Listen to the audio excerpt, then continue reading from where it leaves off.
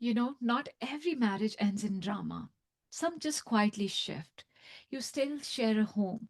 You still go about your routines. You may even raise children together.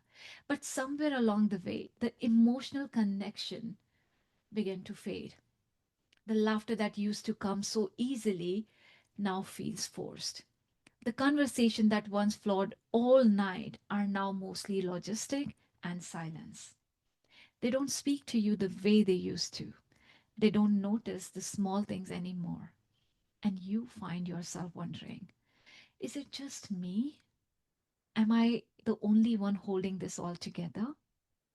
You remember how it all started, full of passion, playfulness, late night talks, that feeling of being deeply chosen.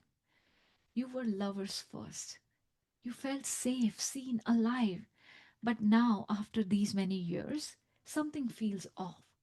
You still show up. You still give, try, love.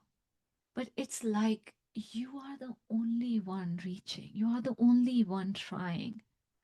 And it hurts deeply. So ask yourself, why? Why would the universe bring two people together with so much love and promise only for it to turn into silence, tension, or resentment? Why would your soul choose this? Let's talk about it. Hi, I'm Shweta. I'm a mindset coach and a healer. And in this video, I want to share the soul level perspective on relationships that no longer feels like love. Because this is not just about communication or compatibility. It's often about karmic agreement and soul contract that we made long before we came into this lifetime. Before we incarnated, we made sacred agreements with certain souls, not just to meet, but to teach and grow through each other. Your partner is one of those souls.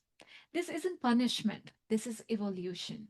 Sometimes you may have agreed to enter this relationship so you could learn how to love yourself when the other forgets how, to break the cycle of overgiving, or staying silent to avoid conflict, or constantly proving your worth.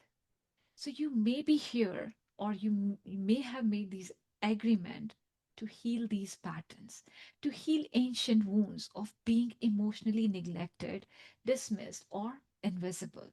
And most importantly, to remember your value, your independence, as well as your ability to see it.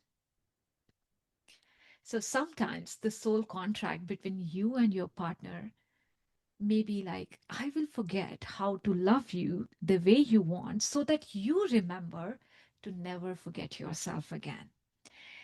As painful as this sounds, it's done in deep soul love.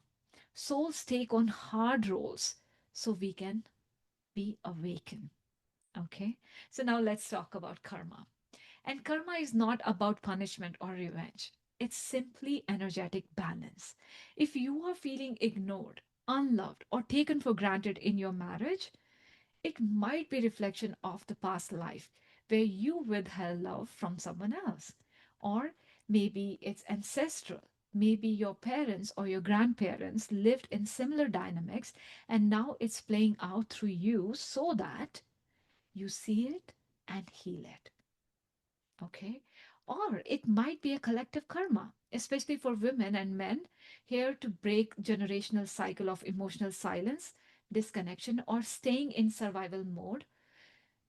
They are here to break this cycle. So your soul might be whispering, this ends with me. I won't carry this forward. I will alchemize this pain into something sacred. So, what to do when your marriage feels more like a punishment than a partnership? First, pause and reflect. Ask yourself, what is this showing me about my emotional needs, about the way I love, and the way I want to be loved? Second, acknowledge the soul contract. Maybe you didn't meet just to be happy.